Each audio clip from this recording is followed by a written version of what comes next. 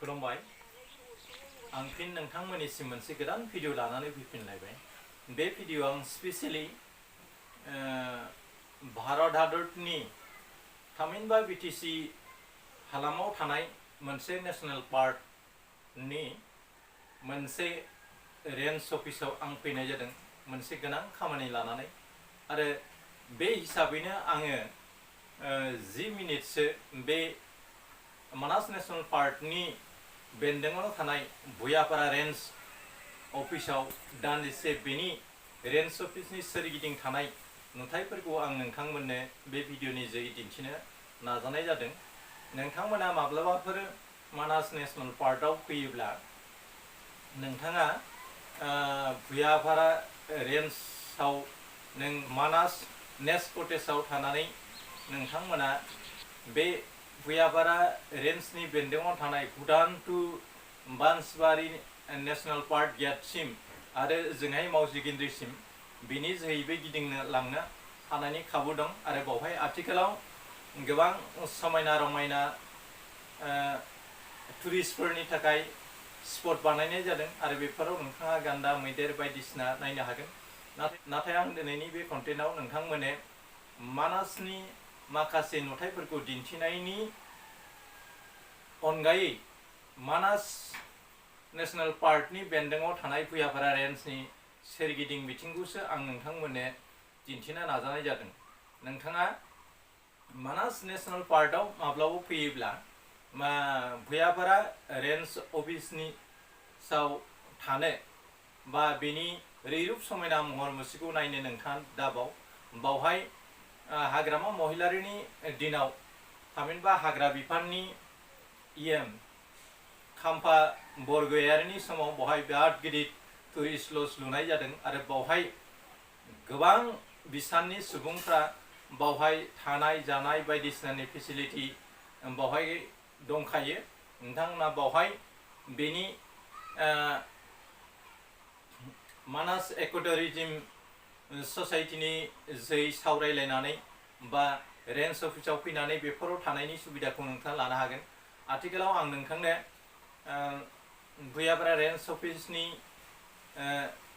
गोरायुं थामहिनबा रेन्जार बिथांनि क्वार्टारनिफ्राय बिथांनि सोरगिदिं बाउन्डारि स्टाफनि थानाय खुलिफोरखौ आं दिन्थिनो नाजानाय जादों। लोगोसेयावनो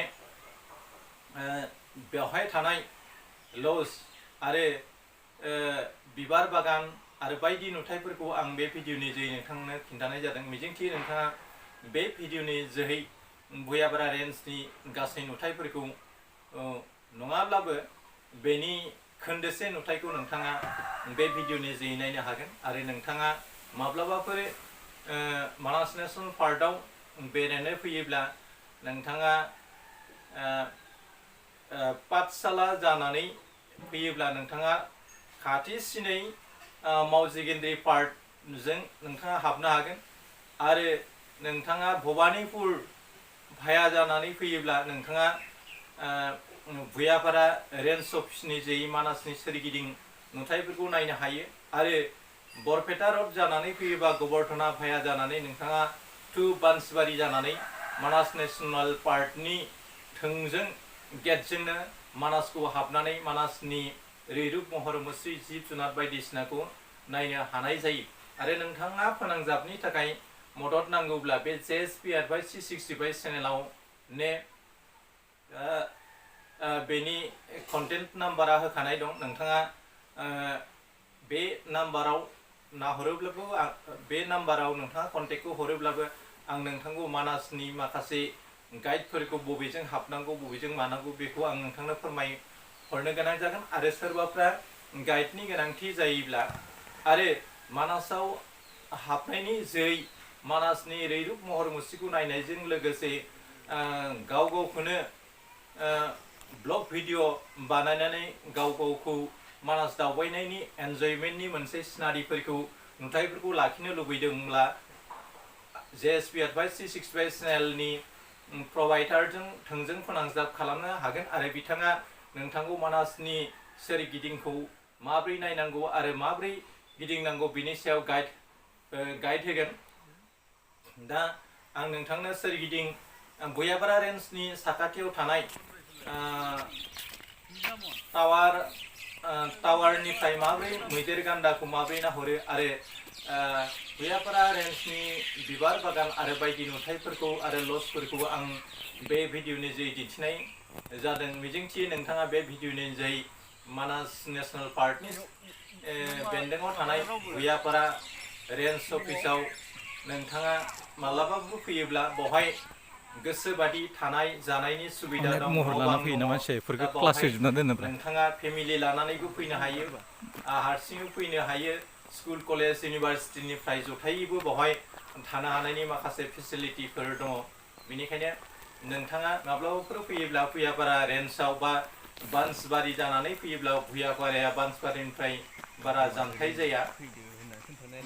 थोंजोङै नोंथाङा नेसनेल पार्कजों हाबनानैबो नोंथाङा मावजिगिन्द्रि जानानै ओंखारबोनो हायो, थामहिनबा भुयापारा रेन्ज जानानैबो ओंखारबोनो हायो। बे नोंथांनि सावरायनायनि केपासिटि बादियै नोंथाङा बे जिपसि गारिजों महर लाना फैयो ना कन्टेक्ट मानसिफोरखौ जानानै क्लास आरो होजोबना दोनोब्रा नोंथांनो गार्ड नांगौ जायोब्ला मानास नेसनेल पार्कनि माखासे सिकिउरिटि थामहिनबा फरेस्ट गार्डफोर दं, बिथांमोनखौ लानानै नोंथाङा दावबायनो हागोन। नाथाय एक्सट्रा फिस लानाय जायो, जायखौ गार्ड लांनाय जायो बेनो नोंथाङा होनो गोनां जागोन। नाथाय मानासाव नोंथाङा जिपसि गारिल' लानानै थोंजोङै बेरायनाया मोनसे गिथावना, मानोना बबे समाव बबे जुनादा मानसिखौ एटेक खालामो बेखौ जों बुंस'नो हाया। नों मानासनि जिब जुनारफ्रा बबे समाव माबायदि रागा जोंना थागोन मागोन बेखौ नोंथाङा मिन्थिनो हाया। आरो मानासाव हाबोब्ला नोंथाङा होख्राव होसि खालामनाय, गारिखौ बांद्राय स्पिडाव सालायनाय आरो जिब जुनारफोरखौ राव होनानै रायदावनाय बा होख्रावनाय बेफोरखौ थोंजोङै माना खालामनाय जायो। आरो बेफोरखौ सिरि सिरि नोंथाङा नुथायफोरखौ नायलांनायनि गोनांथि जायो, मानोना माब्लाबा समाव जिब जुनारफ्रा माबा मोनसे आबेगिक जानानै मानसिखौ एटाक खालामनाय जाथायाबो सम सम जायो।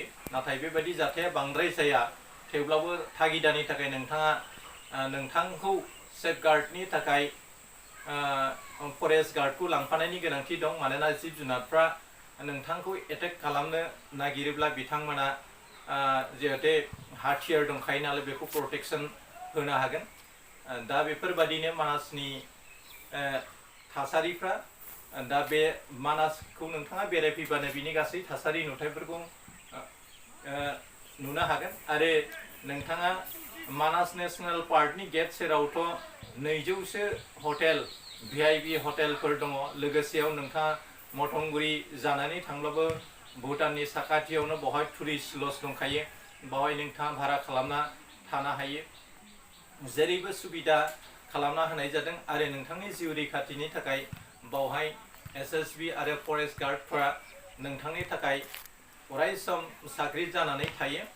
दा आङो भुयापारा रेन्जनि नुथायफोरखौ नोंथांनो दिन्थिनाय जाबाय। नोंथाङा बे भुयापारा रेन्जनि साखाथियाव थानाय नुथाय बा बिबार बागानखौ नोंथांनो आङो बे भिडिअनि जोहै दिन्थिनाय जाबाय। आङो मानासनि सिङाव हाबनो नागिरदोंब्लाबो सम आरो उसुबिदानि थाखाय आरो खम समनि गेजेरावनो आं सासे मानसिखौ रेन्जारनिफ्राय एक्सपिरियेन्स सार्टिफिकेट लांनो थाखायसो फैनाय जादोंमोन। बेनिखायनो आं दान्दिसे समखौ रेन्जार सफैजासिम बेखिनि समावनो आं भुयापारा रेन्जनि सोरगिदिं बिबार बागान आरो बेनि स्टाफ थानाय क्वार्टारफोरखौ दिन्थिनाय जाथोंसै होननानै आं बे भिडिअ ब्लगखौ बानायनाय जादों। मिजिंथियो नोंथांमोना बे भिडिअनि जोहै भुयापारा रेन्जनि सोरगिदिं नुथायखौ नुनो मोनगोन। लोगोसेयावनो जायफ्रा गोदान बिथांमोना आंनि JSB Advice 365 इउटुब चेनेल आरो फेसबुक पेजखौ फल' खालामना ला, जाहाथे आंनि लेटेस्ट थामहिनबा गोदान भिडिअफ्रा नोंथांनिसिम सहैनो हायो। एसेनोसै, गोजोन्थों, खुलुमबाय। जै बर' हारि, जै बर' हारि।